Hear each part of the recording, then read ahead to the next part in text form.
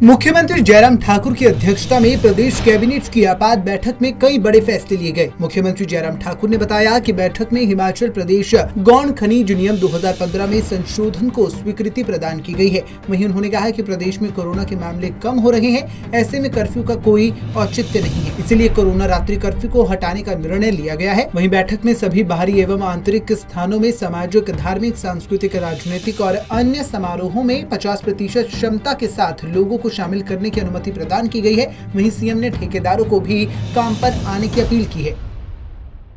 को वापस आ जाना चाहिए, काम करना चाहिए और हमने उनकी परेशानी को समझते हुए जो रास्ता निकालने की कोशिश की है, क्योंकि आदेश जो है वो माननीय उच्च न्यायालय के थे, इसलिए स्वाभाविक रूप से टेक्निकल इश्यूज थे उसमें, जिसके कारण जो है वो कठिनाई आई और समाधान की दृष्टि से आज हमने निर्णय कैबिनेट में लिया। केसेस हमारे एक्टिव कम हो गए हैं काफ़ी हिमाचल प्रदेश में, और उसके अतिरिक्त दूसरा ये भी है कि जो सोशल गैदरिंग में भी हमने जो इंडोर आउटडोर की जो एक लिमिट रखी थी, 300 आउटडोर के लिए रखी थी और उसके बाद 100 अंदर के लिए जो इंडोर रखी थी हमने, तो उसको भी हमने रिलैक्स किया। उसमें हमने अंदर और बाहर दोनों जगह 50% ऑफ द टोटल कैपेसिटी वो हमने निर्णय किया, और उसके कारण मुझे लगता है कि अब आगे बढ़ने की आवश्यकता है। वहीं मुख्यमंत्री जयराम ठाकुर ने प्रदेश व्यापार मंडल के साथ भी बैठक की, जिसमें व्यापारियों को मार्जिन ऑफ प्रॉफिट एक्ट खत्म करने का निर्णय लिया गया। बैठक में व्यापारी कल्याण कोष की स्थापना का निर्णय लिया गया है और अन्य मांगों को लेकर सकारात्मक कदम उठाने की बात कही गई है। व्यापार मंडल के साथ पूरे जो प्रतिनिधि जो इनके प्रदेश के जिले के हैं, सब लोगों के साथ आज मिलना हुआ और बहुत सारे इश्यूज थे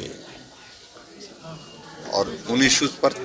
सिलसिलेवार डिस्कशन हुआ जो एजेंडा था हमारे पास, और बहुत चीज़ों को लेकर के उसकी डिटेल जो है वो हमारे प्रेस नोट में आ जाएंगी आपके पास।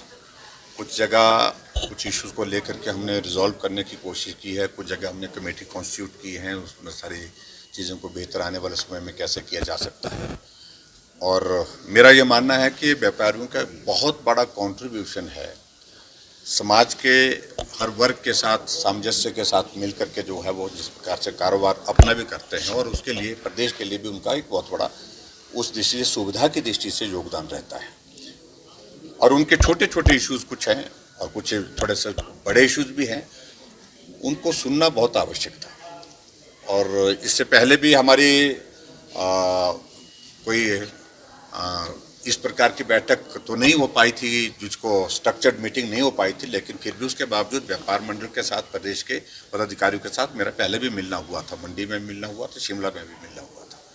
लेकिन आज एक स्ट्रक्चर्ड मीटिंग जो है हमने यहाँ पर शिमला में की, और जिसके अंतर्गत सारे इनके जो मसले हैं उन मसलों को सुना, और उसके पश्चात हम उसमें मदद करने की दिशा में जो कर सकते हैं उस दिशा में आगे बढ़ेंगे।